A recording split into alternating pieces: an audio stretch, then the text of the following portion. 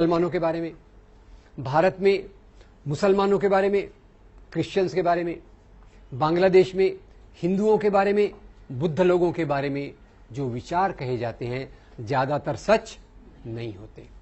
तो वही हमको आज देखना है पहले कि इसकी सच्चाई क्या है और झूठ क्या है। तो इसलिए आप जल्दी से मुझे बताइए कि भारत में मुसलमानों के बारे में और क्रिश्चियंस के बारे में क्या क्या आम धारणा है, सामान्य सामाजिक सोच क्या है। मांस खाते हैं, तो मांस खाने से क्या हो गया? गाय का मांस खाते हैं। तो गाय को हिंदू लोग क्या मानते? माता। गाय को माता मानते तो पिता कौन होगा? मैंने कुछ नहीं कहा, आप ठीक है चलिए। तो गाय को माता मानते हैं, तो मुसलमान गाय को खाता है, तो इसलिए हिंदू को तकलीफ होती है, इसलिए वो मुसलमान को मारता है। नंबर एक, धर्म परिवर्तन कराते हैं, मतलब वो कौन? हाँ, धर्म परिवर्तन का भी एक जरा सुन लीजिए। दो प्रकार के कहते हैं। एक तो भाई वो ईसाई मिशनरी, वो घूमते रहते हैं बाइबल लेके, कोई भी दिखा तो उसको क्रिश्चियन बना देते हैं, एक। और दूसरा एक धर्म परिवर्तन इतिहास में कहा जाता है। इतिहास में कहा जाता है कि भाई मुसलमान राजाओं ने धर्म परिवर्तन करवाया, ऐसा बोलते हैं ना। इस्लाम में धर्म परिवर्तन किसने कराया? लोगों की मान्यता क्या है? मुसलमान राजाओं ने। औरंगजेब की सभी मुसलमान राजा वैसे ही थे, ऐसा बोलते लोग। लोग क्या बोलते? मुसलमान राजा आए, विदेशों से आए, काय पे बैठ के आए थे? घोड़े पे, क्योंकि एरोप्लेन का तो उस समय नहीं था। घोड़े पे बैठ के आए और बोलते मुसलमान राजा वेरी बैड, घोड़े पे बैठ के आए।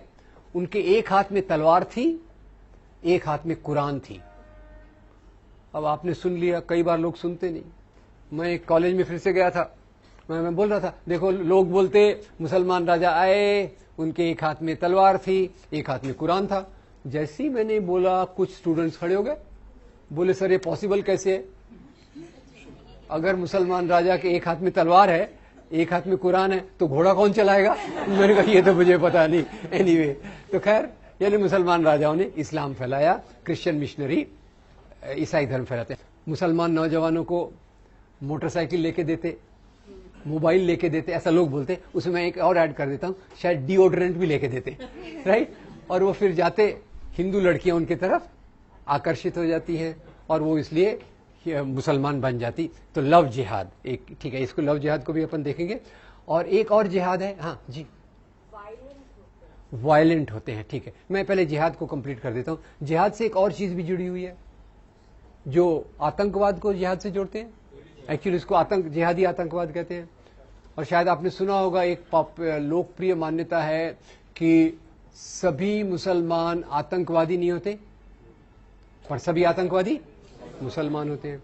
फिर सानिया ने कहा कि वो लोग ये क्या कहा, वायलेंट होते हैं।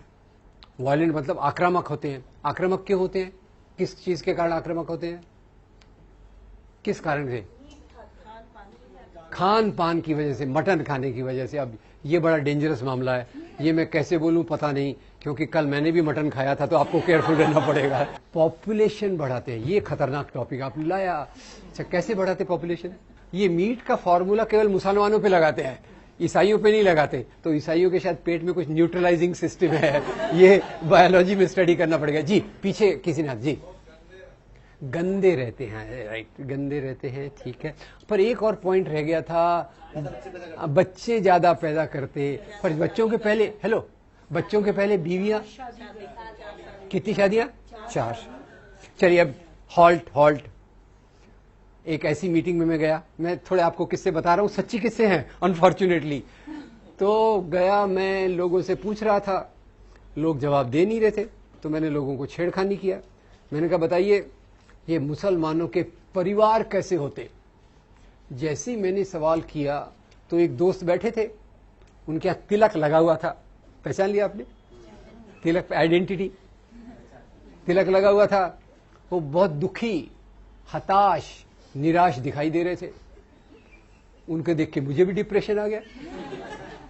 खड़े हुए और दुख से बोले, देखो भाई, हम ये हिंदुओं के मेजॉरिटी के देश में हम हिंदुओं का कितना बुरा हाल है, हम लोग कितने असहाय हैं। मैंने कहा क्या हो गया यार, ऐसा क्या असहाय है? बोले देखो ना, हम बेचारे हिंदू, केवल एक ही बीवी, केवल 2 ही बच्चे।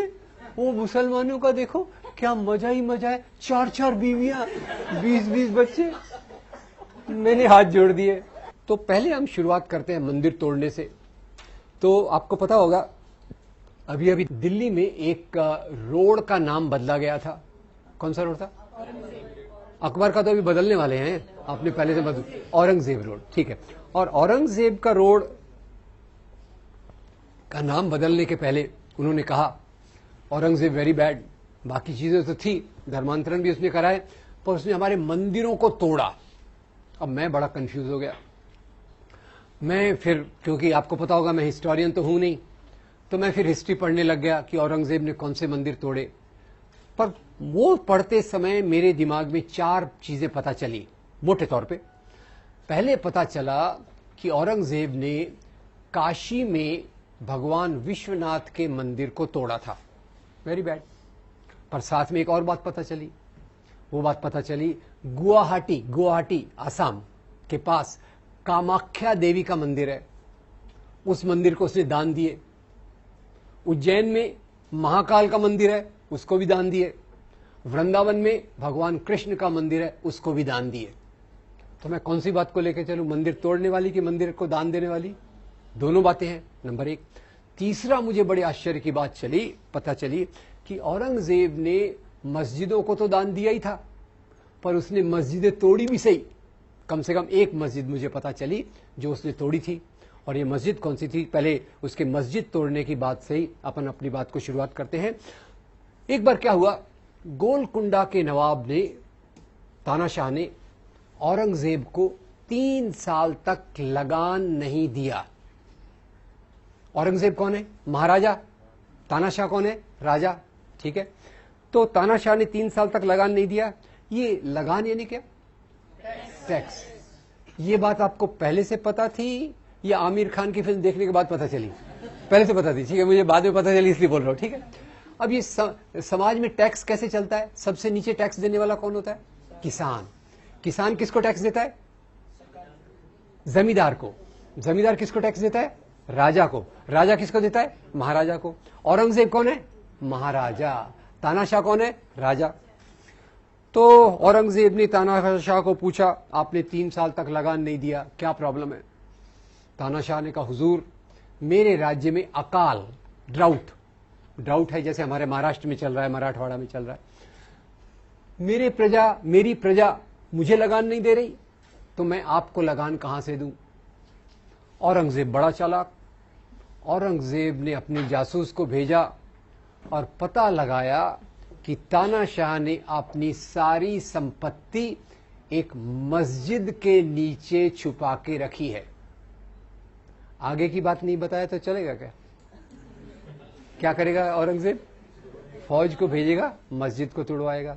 तो अब मैं आपसे पूछना चाहता हूं, हम केवल औरंगजेब के मंदिर तोड़ने की बात को पकड़ के चलते हैं। औरंगजेब ने मंदिर बनाए, वो हम भूल रहे। औरंगजेब ने मस्जिद तोड़ी, वो हम भूल रहे। औरंगजेब ने मस्जिदों को दान दिया, वो हम भूल रहे। मोटे तौर पे मैं आपसे ये पूछना चाहता हूं, राजा लोग राज्य क्यों करते थे? होल्ड ऑन, राजा लोग why were kings ruling? Option A, राजा लोग राज्य करते थे धर्म के नैतिक मूल्यों के लिए। बी, राजा लोग राज्य करते थे सत्ता और संपत्ति के लिए। ए या बी? बी। और हमारे मन में क्या चल रहा है? हमारे हिंदू राजा वेरी गुड यार, तुम्हारे मुस्लिम राजा वेरी बैड। एक सरल फॉर्मूला है, पाकिस्तान में जाओ तो फॉर्मूले को उल्टा कर देंगे। क्या कर देंगे? मुस्लिम राजा एक्सीलेंट, हिंदू राजा कॉवर्ड।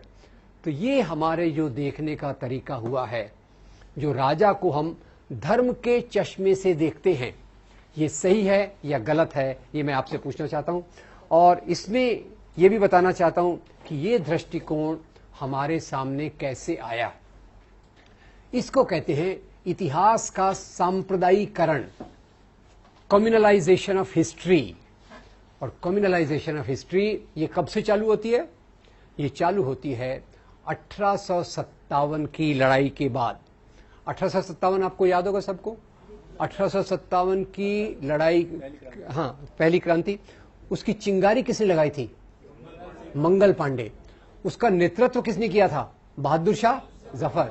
बहादुर शाह जफर के साथी कौन थे? तात्या साहब, नाना साहब, पेशवा। झांसी की हिंदू मुसलमान मिलके अंग्रेजों के खिलाफ लड़े, अंग्रेजों की सत्ता डगमगा गई और अंग्रेजों ने तब सोचा अगर हमको यहां राज्य करना है तो कौन सी नीति लगाना पड़ेगा? Divide and rule. और वहां से उन्होंने जो इतिहास लिखाया वो अलग अलग रूप में, पाकिस्तान में उसको एक रूप दिया गया, यहां दूसरा रूप दिया गया। खैर, मंदिर थोड़े और देख लेते हैं, मंदिर का तोड़ना। अब एक मैंने बताया आपको औरंगजेब, एक और हिंदू राजा की बात बताऊंगा। एक बार एक हिंदू राजा ने भी मंदिर तोड़वाए। इसके दो घटनाएं मैं बताना चाहता हूं। 11वीं शताब्दी में एक राजा थे, उनका नाम था राजा हर्षदेव। राजा हर्षदेव के काल का विवरण हमको एक किताब से मिलता है, उसका नाम है राजतरंगिणी। राजतरंगिणी के कवि का नाम है कल्हण। कल्हण ने राजतरंगिणी लिखी और उसमें लिखते हैं कि राजा हर्षदेव ने अपने राज्य के दौरान एक नए ओहदे, पद का निर्माण किया। आप ये वर्ड समझ गए क्या? थोड़ा कठिन ऐसे पूछ रहा हूं। ओहदा यानी पोस्ट, ये ज्यादा अच्छा वर्ड है। एक अच्छे ओहदे का निर्माण किया राजा हर्षदेव ने और उस ओहदे का नाम था देवोत्पतन नायक। अब किसकी हिंदी अच्छी है मैं देखना चाहता हूं। इसको संधि विच्छेद करके 3 शब्द इसमें है, एक हाथ खड़ा करके बताइए। देवोत्पतन नायक, कौन बताएगा मुझे इसमें 3 शब्द कौन कौन से हैं?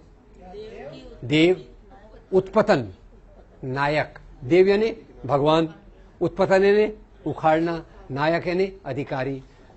तो वो अधिकारी जो देवताओं की मूर्तियों को उखाड़े, इसका अपॉइंटमेंट कौन कर रहा है? हिंदू राजा के मुसलमान राजा? हिंदू राजा। आगे कहीं उसमें लिखा है, राजा उस अपने ऑफिसर को इंस्ट्रक्शन है, भैया वही मूर्तियां उखाड़ना जो सोने चांदी की बनी हो, जिसमें हीरे जवाहरात जड़े हों। पत्थर की मूर्तियां इन आम लोगों के लिए छोड़ देना। तो क्लियर कट डिस्टिंक्शन हो गया। पत्थर की मूर्तियां मेरे जैसे लोगों के लिए, आपको मैं अपनी कैटेगरी में डाल दूं क्या? पत्थर की मूर्ति आपने अपने जैसे लोगों के लिए और सोने चांदी की मूर्तियां राजा के लिए। तो ये जो राजा, एक और देख ले हम, एक और बड़ा लंबा इससे फ्रंट लाइन में आया था, टेम्पल डिस्ट्रक्शंस इन एंशिएंट इंडिया। इसके लेखक का नाम है रिचर्ड ईटन। रिचर्ड ईटन लिखते हैं कि प्राचीन काल में भी मंदिरों को तोड़ा गया। तो मुझे थोड़ा सोच के जवाब दीजिए, प्राचीन काल में मंदिरों को तोड़ने के लिए मुसलमान राजा थे क्या? Yes, no? क्यों नहीं थे? मुसलमान राजा क्यों नहीं थे? हाँ, इस्लाम था ही नहीं, दुनिया में ही इस्लाम नहीं आया था। इस्लाम कौन सी शताब्दी में आया था? 7th century. 7th सेंचुरी के पहले इस्लाम नहीं था, मुसलमान राजा नहीं थे, तो मंदिर किसने तोड़े? तो रिचर्ड ईटन बताते हैं, जब 2 हिंदू राजा आपस में लड़ते थे, होल्ड, हिंदू राजा आपस में लड़ते थे? Yes, no? मुसलमान राजा आपस में लड़ते थे? ऐसा तो नहीं था। 1000 साल के पहले के समाज में मैं एक हिंदू राजा हूं, कल्पना करने में क्या जाता है, मैं एक हिंदू राजा हूं, वो एक हिंदू राजा खड़ा है वहां, वो मेरे पे आक्रमण करने आ रहा है। मैं उसको बोलूंगा, यार तू भी हिंदू, मैं भी हिंदू, भाई नो लड़ाई। वो मेरी बात सुनेगा क्या? सत्ता संपत्ति के बीच में धर्म कभी नहीं आता। हिंदू राजा से लड़ता था, मुसलमान राजा से लड़ता था। खैर, तो जब 2 हिंदू राजा आपस में लड़ते थे तो जीतने वाला हिंदू राजा हारने वाले हिंदू राजा के कुल देवता के मंदिर को तोड़कर खुद का कुल देवता मंदिर वहां बनाता था। है क्लियर? अपने कुल देवताओं की कोई शॉर्टेज है क्या? काफी है, हर एक अपना अपना है। और ये क्यों करता था? वो जीतने वाला राजा हारने वाले राजा का अपमान करता था। Right, wrong? औरंगजेब गोविंद सिंह के बेटों को बोलता है कि तुम मुसलमान बन जाओ, तो क्या औरंगजेब यहां धर्म का प्रसार कर रहा है कि हारे हुए राजा का अपमान कर रहा है? हारे हुए राजा का, और हमारा खून खौलता है। औरंगजेब ने तलवार की नोक पे इस्लाम फैलाया। खैर, इस्लाम पे मैं थोड़ी देर में आने वाला हूं। पर जीतने वाला राजा हारने वाले राजा का अपमान करने के लिए उसके कुल देवता के मंदिर को तोड़ता था, नंबर 1। नंबर 2, उसी के साथ वो प्रजा को संदेश देना चाहता था कि अब यहां का राजा मैं हूं। राइट? तो ये प्राचीन काल। और मंदिर तोड़ने की अंतिम और चौथी घटना, एक बार मराठा सेनाएं टीपू सुल्तान पर आक्रमण करने श्रीरंगपट्टनम गई। मराठा सेनाएं कौन से धर्म की? हिंदू। टीपू सुल्तान मुसलमान। अब ये सेनाएं गई, दोनों में लड़ाई हुई और ये लड़ाई बिना हार जीत के फैसले के समाप्त हो गई। ये बिना हार जीत के फैसले के समाप्त होने को क्रिकेट में क्या कहते हैं? टाई होना या ड्रॉ होना। लड़ाई ड्रॉ हो गई। मराठा सेनाएं वापस आ रही, बड़ी गुस्से में है कि हम आए तो थे टीपू सुल्तान को हराने, टीपू सुल्तान को हम हरा नहीं पाए। तो आते आते उन्होंने टीपू सुल्तान के राज्य का श्रीरंगपट्टनम का मंदिर तोड़ दिया। टीपू सुल्तान ने उसकी मरम्मत कराई। मैं बड़ा परेशान हूं। मराठा सेनाओं ने हिंदू मंदिर क्यों तोड़ा? हिंदू धर्म का अपमान करने के लिए या टीपू सुल्तान का अपमान करने के लिए? टीपू सुल्तान का। और टीपू सुल्तान ने मंदिर की रिपेयर क्यों कराई? हिंदू धर्म का उठाने के लिए या प्रजा की भावनाओं का आदर करने के लिए? एक तरफ हिंदू राजा, एक तरफ मुसलमान राजा, दोनों आपस में लड़ते रहते थे, ऐसा हमको एक चित्रण किया जाता है।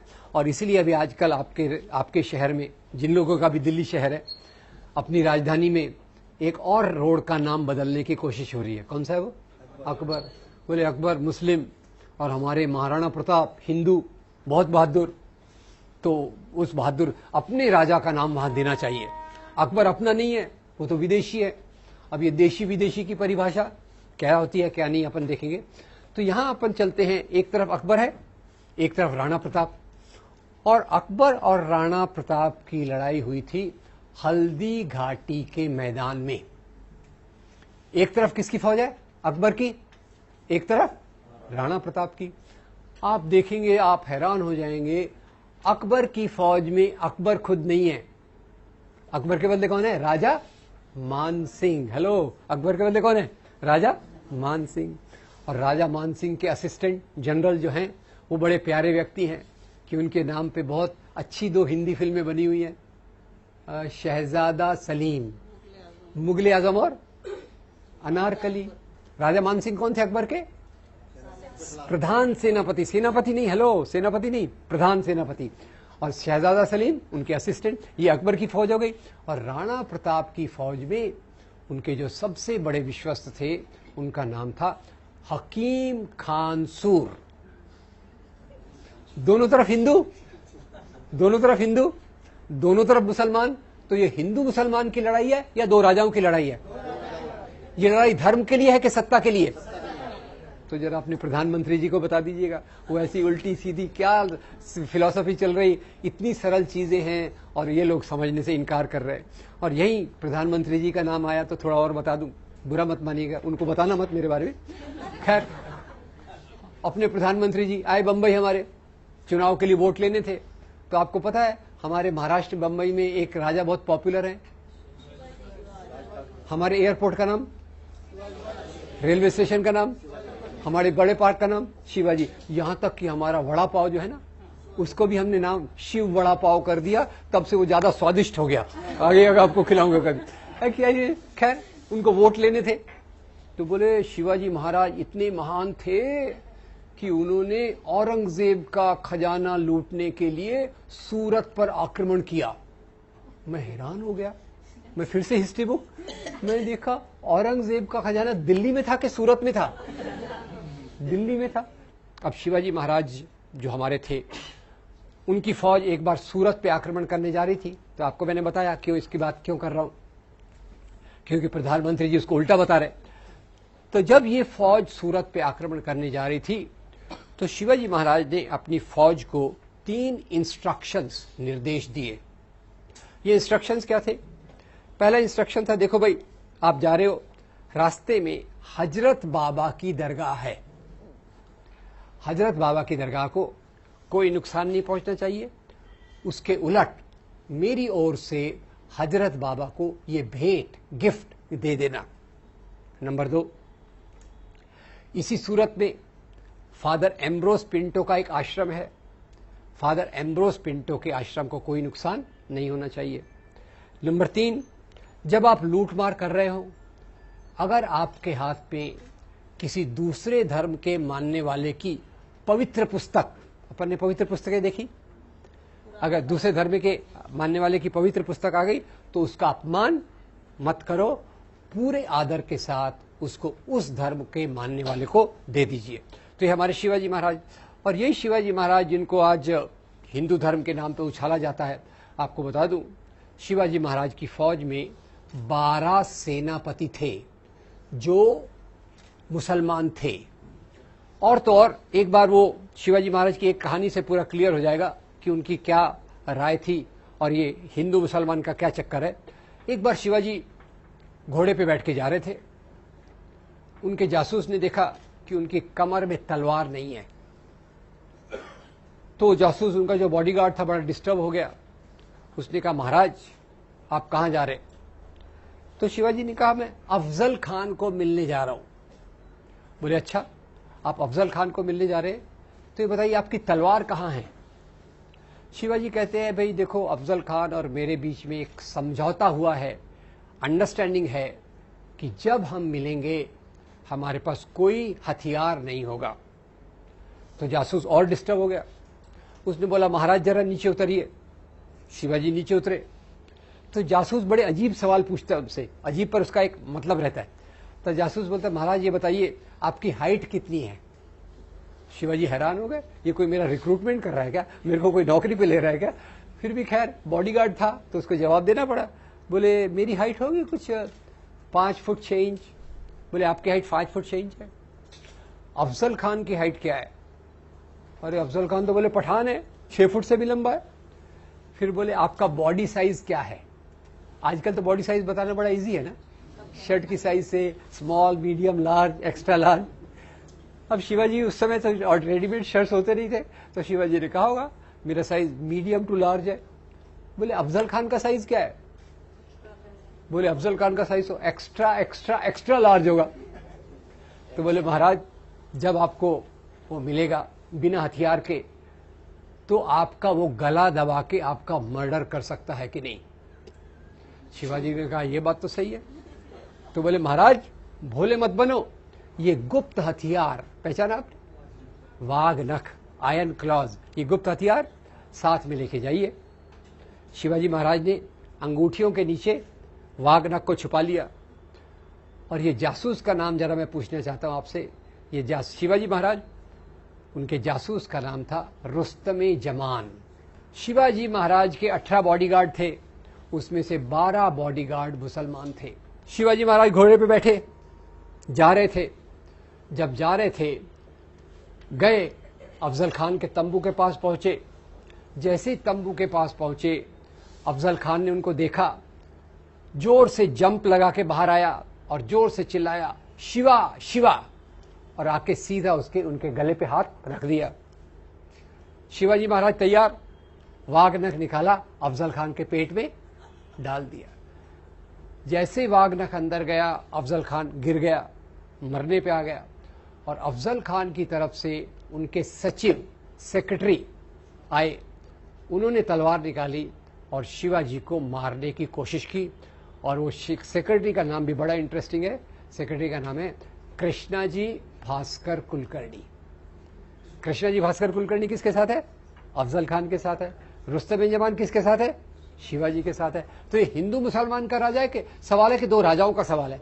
एक सवाल आपको पूछता हूं, अकबर के महल के अंदर एक मंदिर है, राइट रॉन्ग? किसका मंदिर है वो? और जब कृष्ण जन्माष्टमी मनाई जाती है, अकबर उसको बायकॉट करते हैं या उसमें हिस्सा लेते हैं?